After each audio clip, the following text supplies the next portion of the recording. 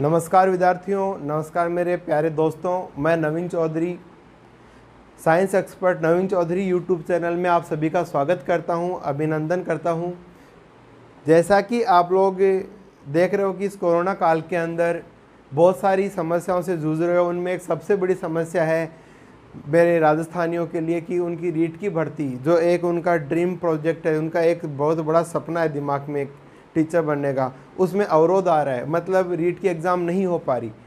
तो विद्यार्थियों, घबराने की कोई बात नहीं है। मैं आपको दो बातें बताने जा रहा हूँ, थोड़ा ध्यान से सुनिएगा। दोनों बातें ही ऐसी बातें हैं, या अपन कह सकते हैं कि आपके थिंकिंग को और आपके पढ़ने के स्टेटस को और आपके एग्ज़ाम से रिलेटेड जो समस्या है, एग्ज़ाम कब होगी, इन सब का एक साथ समाधान मिल जाएगा आपको। तो देखिए, सबसे पहली बात मैं आप लोगों को बताने जा रहा हूँ कि रीट की एग्ज़ाम कभी भी हो, उसके अंदर हमारी एक सबसे बड़ी कमी जो है ये सामने नहीं आनी चाहिए कि यार मुझे अचानक से पता चला, या फिर है ना मैं तैयारी नहीं कर पाया, या कोरोना में मैं ऐसे डिस्टर्ब था। अभी तुम्हारे पास एक गोल्डन टाइम है, एक बहुत शानदार मौका है। तो इस चीज़ को अगर आप समझ रहे हो तो आप घर पे तैयारी में जुट जाओ, अभी भी टाइम है। और जितना जल्दी हो सकता है, जितना जल्दी गवर्नमेंट है, अपनी राजस्थान गवर्नमेंट है, वो कोशिश कर रही है। आप देख भी रहे हो कि इस कोरोना काल में किसी भी स्टेट ने यहाँ पर ज्वाइनिंग नहीं दी है प्रीवियस एग्जाम्स की, लेकिन अपने राजस्थान में ये सुविधा मिल रही है। तो आपको इस चीज़ का बहुत फ़ायदा मिलने वाला है ना। खुशी की बात है ना थोड़ी सी, बस। तो एक खुशी और ले लीजिए दिमाग में, ठीक है। क्या है कि जल्दी ही 1-2 दिन के अंदर, या हो सकता है कि बुधवार तक हो सकता है आपको नोटिफिकेशन मिल जाए रीट का। जैसा कि शिक्षा मंत्री जी ने सुझाव दिया था कि भाई हम कोशिश कर रहे हैं जल्दी से जल्दी एग्ज़ाम कराने की। तो मेरे प्यारे विद्यार्थियों, मौका है, हाथ से मत छोड़ना। बस एग्ज़ाम कभी भी हो, अब ज़्यादा टाइम नहीं लगेगा, क्योंकि इस साल तो वैसे भी कोरोना का समय है। गवर्नमेंट के पास भी इतना, आई थिंक, मुझे नहीं लगता इतना पैसा होगा कि, और इतना आप लोगों को, अगर इतना एग्ज़ाम सेंटर में बहुत ज़्यादा भीड़ जाएगी, 31,000 पोस्ट हैं लगभग, है ना। तो इस इतने बड़े प्रोजेक्ट पे एक साथ इतना अगर देना होगा तो आप लोग समझ रहे हो क्या हालत होने वाली है, ठीक है ना। तो मैं चाहता हूं कि आप लोग इस बात को समझें कि एग्ज़ाम चाहे 2021 के अंदर हो, कोई बात नहीं है कि 2020 की एग्ज़ाम है वो कोरोना के कारण थोड़ी सी 2-3 महीने आगे पीछे हो जाए, कोई बात नहीं। अगस्त में होने वाली थी, कोई बात नहीं, 6 महीने लेट हो जाएगी, थोड़ी ज्वाइनिंग में जल्दी कर देगी गवर्नमेंट, लेकिन करेगी आप लोगों के फ़ायदे के लिए काम, है ना भाई। जिस पे भरोसा किया है तो काम तो करना पड़ेगा उन्हीं के अकॉर्डिंग। तो देखिए, एक सबसे बड़ा प्लस पॉइंट यही है अपना कि आप घर पे बैठ के पढ़ते रहिए जितना तुम पढ़ सकते हो, क्योंकि डिजिटल प्लेटफॉर्म आ चुके हैं मार्केट के अंदर। और सब लोग जानते हैं मोबाइल का कितना इंपॉर्टेंस बढ़ गया है, हर बुक आपको यहाँ मिलती है। तो सबसे इम्पोर्टेंट जो चीज़ है समझने वाली वो यही है बेटा जी, कि अपन दूसरों की कमियों में एक बार ध्यान ना देकर अपनी कमियों को सुधार लें तो शायद जल्दी सिलेक्शन हो जाएगा।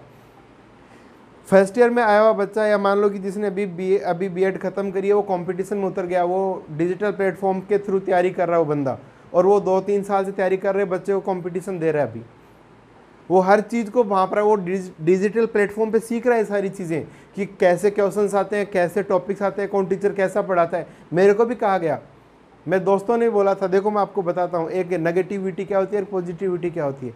कि यार नवीन, अगर तू तेरा सारा मैटर अगर तू यूट्यूब पे दे देगा, तो अगर ऑनलाइन में पढ़ा देगा, तो फिर तू क्या पढ़ाएगा, फिर तेरे पास बच्चे कहाँ से पढ़ने आएंगे। मैंने उनसे 2 बातें पूछी। मैंने कहा ठीक है यार, तू सही बोल रहा है एकदम, मुझे 2 बातों का जवाब दे। पहली बात ये कि हर साल एग्ज़ाम में वही क्वेश्चन आते हैं, तो पिछले एग्जामों में आए हैं, नहीं आते ना, 2-5-4 क्वेश्चन आ जाते हैं, क्या फ़र्क पड़ता है भाई। टीचर है वो एक नया आपके लिए एक कह सकते हैं टीचिंग मेथड अपन बोल सकते हैं, या फिर अपन बोल सकते हैं कि क्वेश्चन के नए लेवल बना रहा है आप लोगों के लिए। पहले क्वेश्चन आते थे 4 ऑप्शन, अब 4 में भी सिलेक्ट करने पड़ते हैं कौन कौन से सही है गलत है।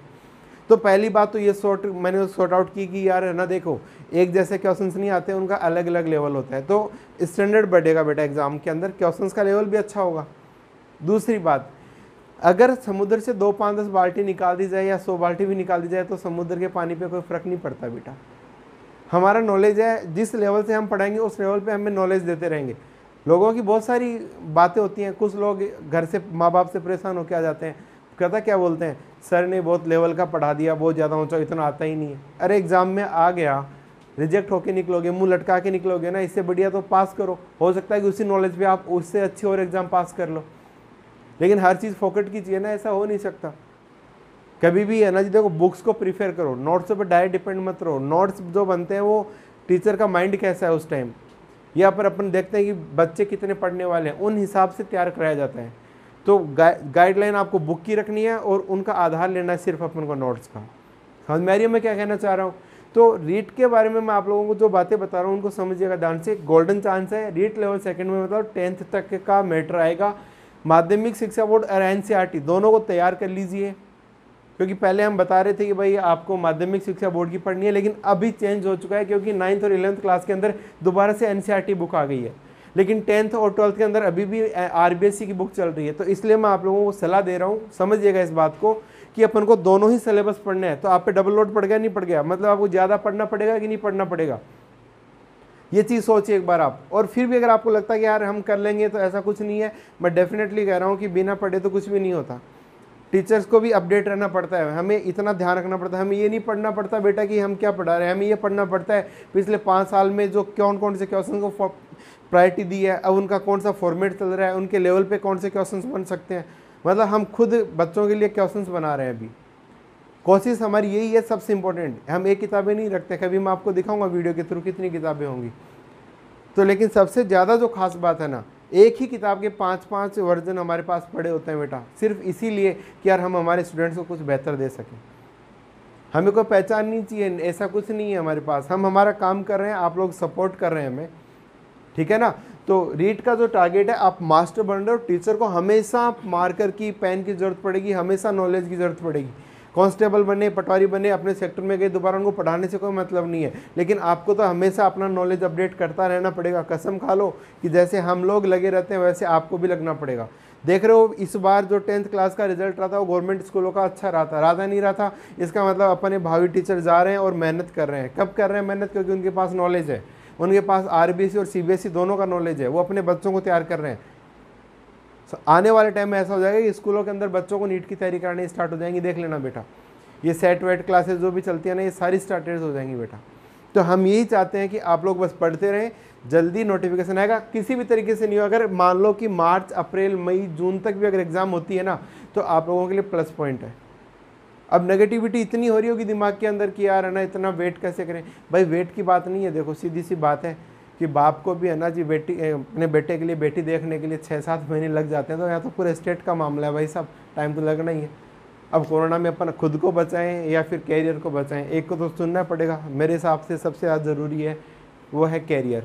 जितना आप लोग परेशान हो रहे हैं उतने हम भी परेशान हो रहे हैं, उतना हर कोई परेशान है बेटा। तो इस चीज़ को समझो, किसी की बातों में बहकाव में नहीं आना है, अपन को बहुत अच्छे से काम करना है। और जब रिजल्ट आए ना, तब दिखाना है देखो हमने ये किया है कोरोना काल के अंदर। समझ में आ रही है बात मैं क्या कहना चाह रहा हूँ? बस ज़्यादा नहीं है, एटलीस्ट ये मानिएगा कि आपको 4 से 6 महीने के अंदर सारा आपको आना चाहिए, प्रोपेगेंडा समझ में आ जाएगा। आने वाले टाइम में अपन को मास्क लगाना है और क्या क्या करना है, क्या सावधानियाँ रखनी है, सीख रहे हो ना धीरे धीरे। बस ऐसे ही इन एग्ज़ामों का भी सेम फॉर्मेट होगा।